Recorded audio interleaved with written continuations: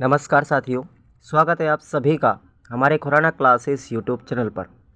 आज के इस फैक्ट यानी शॉर्ट वीडियो में हम बात करेंगे साथियों, राजस्थान के राज्य प्रतीक कौन कौन से हैं और यहाँ से अपना जो रीट प्री और रीट मेंस में ये टॉपिक है आपका, तो यहाँ से एक प्रश्न 101% आता है। आपको इस वीडियो के माध्यम से मैं एक प्रश्न वो तैयार करवाने जा रहा हूँ। पूरा आप लोग कॉन्सेप्ट को पढ़ेंगे। राजस्थान के राज्य प्रतीक, यहाँ से बाहर आपका कोई प्रश्न नहीं जाएगा।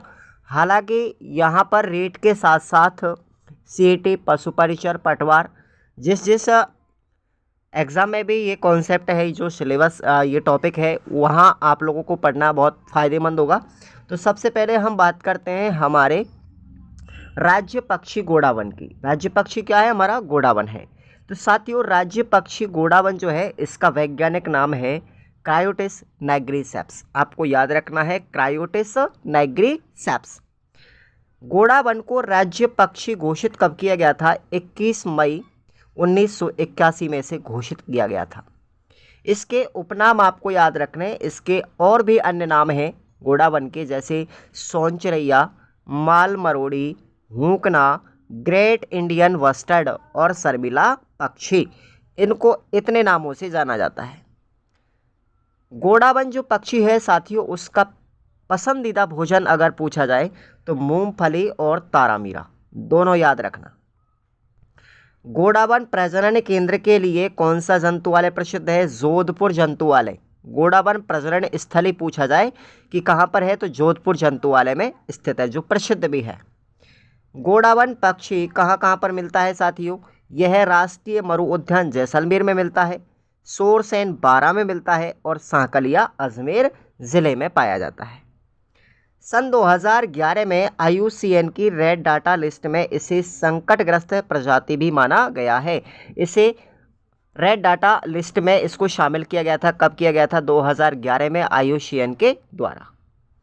गोडावन के संरक्षण हेतु राज्य सरकार ने 5 जून 2013 को विश्व पर्यावरण दिवस के मौके पर राष्ट्रीय मरु उद्यान जैसलमेर में प्रोजेक्ट ग्रेट इंडियन वस्टर्ड प्रारंभ किया गया था। वेरी वेरी इंपॉर्टेंट, आप लोग इस पर स्टार लगा लीजिए, ठीक है ना। ध्यान रखना, प्रोजेक्ट ग्रेट इंडियन वस्टर्ड जो योजना है कब प्रारंभ की गई थी? 5 जून 2013 को। ये प्रश्न आ भी चुका है, ठीक है भाई। 1980 में जयपुर में गोडावन पर पहला अंतर्राष्ट्रीय सम्मेलन भी आयोजित किया गया था। कहाँ पर? जयपुर के अंदर। कब किया गया था? 1980 में हुआ था, जयपुर जिले के अंदर। आगे हम बात करते हैं, अगला है हमारा राज्य पशु चिंकारा। देखो साथियों, राज्य पशु दो है। एक तो हमारा चिंकारा है जो वन्य श्रेणी में आता है, और दूसरा है हमारा ऊंट जो पालतू पशुओं की श्रेणी में आता है। अगर चिंकारा की बात करें तो इसका वैज्ञानिक नाम है गैजेला बेनेटी। क्या नाम है? गैजेला बेनेटी। और राज्य पशु चिंकारा को घोषित कब किया गया था? 22 मई 1981 ईस्वी में। इसको हम छोटा हिरण के नाम से भी जानते हैं।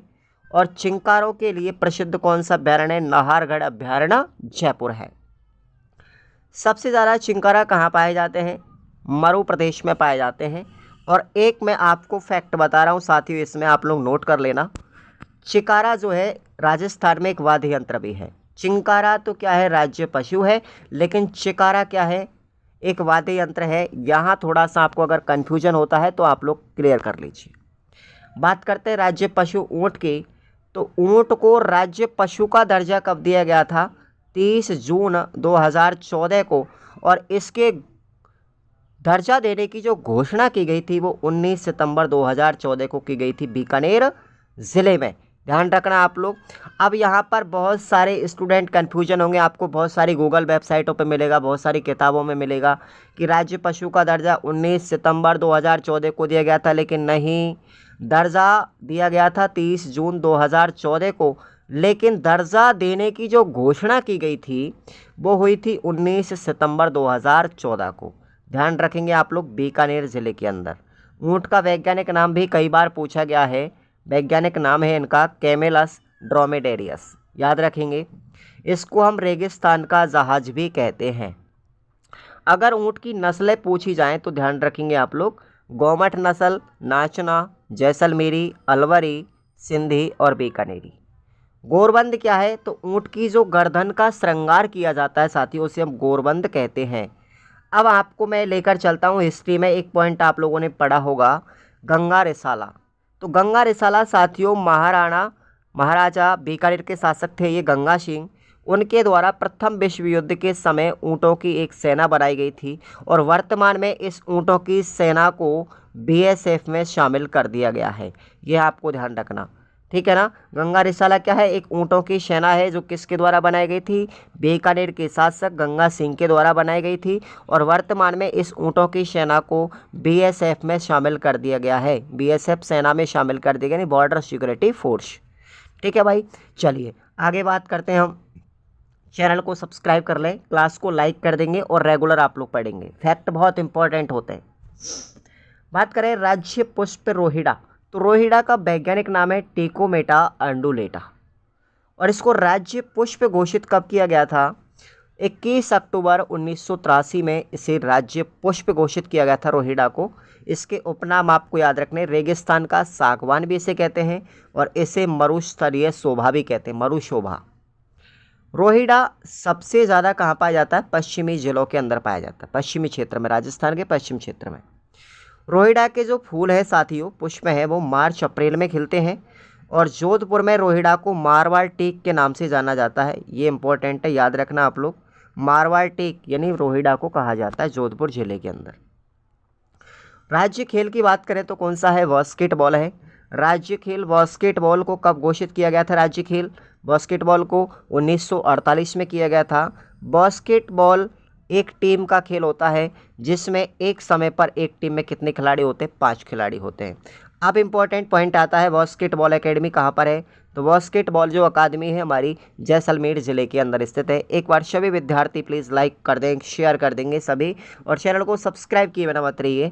और आपको रेगुलर इसी तरीके से हर क्लास में देखना है, जीके का कोई ना कोई कॉन्सेप्ट आपको जरूर क्लियर होगा, प्रश्न यहाँ फैक्ट से बाहर नहीं जाते। बात करते हैं हम राज्य वृक्ष खेजड़ी की, तो खेजड़ी का वैज्ञानिक नाम है प्रोसेसिस सिनेरेरिया, ध्यान रखेंगे आप लोग, प्रोसेसिस सिनेरेरिया। राज्य वृक्ष खेजड़ी को घोषित कब किया गया था? ये 31 अक्टूबर 1983 को किया गया था। इसको हम थार का कल्प वृक्ष, रेगिस्तान का गौरव और राजस्थान का कल्प वृक्ष भी कहते हैं। खेजड़ी को बंडर ट्री, क्या बोलेंगे? खेजड़ी को हम बंडर ट्री और भारतीय मरुस्थल का सुनहरा वृक्ष भी कहा जाता है। इतने सारे इसके उपनाम हैं। खेजड़ी वृक्ष के ऊपर साथियों एक डाक टिकट भी जारी किया गया था 5 जून 1988 को, 60 रुपये का, 60 पैसे का डाक टिकट। कितने का? 60 पैसे का डाक टिकट जारी किया गया था, 5 जून 1988 को किया गया था। खेजड़ी वृक्ष जो है साथियों, इसको हम स्थानीय भाषा में क्या कहेंगे? सीमलो कहते हैं और बिश्नोई संप्रदाय के लोग जो है खेजड़ी वृक्ष को समी के नाम से जानते हैं। गोगा जी का थान, जो लोक देवता गोगा जी हैं, उनका थान भी कहाँ मिलता है? खेजड़ी वृक्ष के नीचे मिलता है। खेजड़ी दिवस अगर पूछा जाए साथियों तो 12 सितंबर को मनाया जाता है और पहली बार खेजड़ी दिवस कब मनाया गया था? 12 सितंबर 1978 में मनाया गया था। शुरुआत कब से हुई थी? 1978 से हुई थी, पहली बार मनाया गया था 1978 में 12 सितंबर को। ऑपरेशन खेजड़ा अभियान अगर पूछा जाए, और ये एग्जाम में आ चुका है, ऑपरेशन खेजड़ा अभियान 1991 में चलाया गया था। आगे बात करते हैं हम, नेक्स्ट देखेंगे राज्य गीत कौन सा हमारा? केसरिया बालम आओ नी पधारो मारे देश, ये हमारा क्या है? राज्य गीत है। और इस गीत को सबसे पहले किसने गाया था भाई? उदयपुर की मांड गायिका मांगी बाई ने गाया था। ध्यान रखना, सबसे पहले तो किसने गाया था? मांगी बाई ने। लेकिन राज्य गीत केसरिया बालम को सबसे ज़्यादा प्रसिद्धि किसने दिलाई? ख्याति दिलाने का श्रेय किसे जाता है? अल्लाह जलाबाई को जाता है, जो बीकानेर के रहने वाली हैं। ध्यान रखेंगे आप लोग, प्रसिद्धि तो किसने दिलाई थी? अल्लाह जलाबाई ने, लेकिन गाया किसने था सबसे पहले? मांगी बाई ने। अल्लाह जलाबाई ने कहाँ पर गाया था? बीकानेर के शासक गंगा सिंह के राज दरबार में गाया था साथियों, ध्यान रखना। अल्लाह जलाबाई को राजस्थान की मरु कोकिला भी कहते हैं, ठीक है। और यह गीत जो है मांड गाय की शैली में गाया जाता है। प्रश्न यहाँ से बाहर आपका नहीं जाएगा। आगे बात करते हैं हम, राज्य नृत्य कौन सा है हमारा? घूमर है। राज्य नृत्य कौन सा है? घूमर है। और घूमर को राजस्थान की आत्मा भी कहा जाता है। एक बार लाइक कर दो प्लीज़, आपके पैसे नहीं लग रहे। राजस्थान की आत्मा किसे कहेंगे? राज्य नृत्य घूमर को कहेंगे। घूमर नृत्य को राजस्थानी लोक नृत्यों का क्या कहेंगे हम? सिरमौर भी कहा जाता है। राजस्थानी लोक नृत्यों का क्या कहेंगे? सिरमौर कहेंगे। राजस्थान के नृत्यों की आत्मा कहेंगे। महिलाओं का सबसे लोकप्रिय नृत्य भी कहेंगे। इसे हम रजवाड़ी और सामंतशाही लोक नृत्य भी कहा जाता है। इतने सारे आपको उपनाम याद रखने। घूमर नृत्य के दौरान लहंगे की जो घेर होती है उसे हम क्या कहेंगे? घूम कहेंगे। क्या कहेंगे? घूम कहेंगे। ध्यान रखना। घूमर के साथ में लगाया जाने वाला जो अष्टताल कहरबा है वो क्या कहलाता है? सवाई कहलाता है। और आप लोगों ने पढ़ा होगा कि जो घूमर नृत्य है इसमें जो नृत्यांगना की चाल है वो क्या कहलाती है? सवाई कहलाती है। क्लियर? चलिए आगे बात करते हैं हम। शास्त्रीय नृत्य कथक कौन सा है? शास्त्रीय नृत्य कौन सा राजस्थान का? कथक है। ध्यान रखेंगे। कथक का उद्गम जो है जयपुर और लखनऊ से माना जाता है। जयपुर घराना और लखनऊ घराना। जयपुर को कथक का आदि घराना पुराना घराना भी कहा जाता है। इंपॉर्टेंट है, नोट कर लीजिए। कथक का सबसे पहले या पुराना या आदिम घराना कौन सा है? जयपुर राजघराना। कथक नृत्य के प्रवर्तक कौन से हैं साथियों? पंडित बिरजू महाराज। अब यहाँ पर बहुत से बच्चों के कन्फ्यूजन होंगे। प्रवर्तक तो याद रखना आप लोग बिरजू महाराज हैं और इसके जनक कौन है? भानुजी महाराज। ये आप लोग नोट कर लीजिए। कहीं कहीं पर ये ऑथेंटिक फैक्ट है, कक्षा 10 की किताब में से ये उठाया गया है। ध्यान रखना।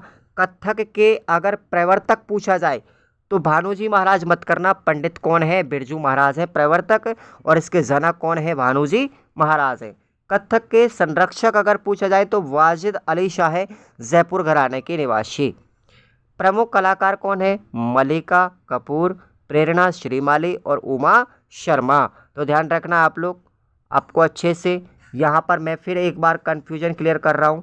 ये मुझे कई किताबों में डाउट मिला था, इस वजह से मैंने इसको फिर आरबीएससी की बुक में देखा और मैंने इसी चीज़ को फिर मैंने हिंदी ग्रंथ एकेडमी की बुक में देखा। ठीक है, तो नारायण सिंह भाटी की बुक है उसमें मैंने मिला था मुझे ये। तो कथक नृत्य के प्रवर्तक जो हैं साथियों वो है बिरजू महाराज और जनक कौन है इसके? भानुजी महाराज। आपको कहीं भी गूगल वेबसाइट पर जो लिख रहा है वो सब गलत है। ठीक है, कंफर्म नहीं है वो, ध्यान रखना। ये वाले ऑथेंटिक है आप लोगों के लिए, क्योंकि जब भी आप अगर बाई चांस पेपर में मिस्टेक हो जाती है तो आप लोग रेट लगाओगे ना तो वो आरबीएससी की बुकों के अनुसार ही आप लोग लगाएंगे। हिंदी ग्रंथ अकादमी की, राजस्थान अध्ययन ग्रंथ अकादमी की बुकों के अनुसार लगाएंगे। आपकी जो कोचिंगों की बुक चल रही है वो आपकी ऑथेंटिक नहीं है। तो ये आपको ध्यान रखना है। प्रवर्तक पूछा जाए तो पंडित बिरजू महाराज और जनक पूछा जाए तो भानुजी महाराज, संरक्षक पूछा जाए तो वाजिद अली शाह, जयपुर के निवासी है। बात करेंगे हम राज्य कवि सूर्यमल मिश्रण की। तो सूर्यमल मिश्रण का जन्म हुआ था 19 अक्टूबर 1815 ईस्वी में हरणागाम बूंदी जिले में। इन पर एक डाक टिकट भी जारी किया गया था साथियों। 2 रुपये का डाक टिकट जारी किया गया था वर्ष 1990 में। इनकी रचनाओं में अगर हम बात करते हैं तो प्रमुख रचनाएं हैं इनकी वंश भास्कर और वीर सतसई। कौन कौन सी है? वंश भास्कर और वीर सतसई किसके द्वारा लिखी गई थी? सूर्यमल मिश्रण के द्वारा लिखी गई थी। और सूर्यमल मिश्रण साथियों किसके दरबारी कवि थे? ये बूंदी के शासक थे राम सिंह। कौन थे? बूंदी के शासक राम सिंह के दरबारी कवि थे। तो ये आप लोगों ने आज की इस क्लास में पूरा पढ़ा। राजस्थान के प्रतीक के बारे में आपको ये क्लास कैसा लगा?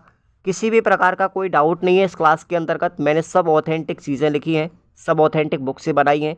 किसी का भी आपको कोई प्रॉब्लम या डाउट होता है तो आप लोग हमें हमारे व्हाट्सएप पे मैसेज करके प्रूफ देंगे, तब जा करके आप लोग यूट्यूब पर कमेंट करें, वरना आप नहीं करें, क्योंकि ये डाटा मैंने पूरे प्रूफ के साथ में ऑथेंटिक के साथ में लिया गया है।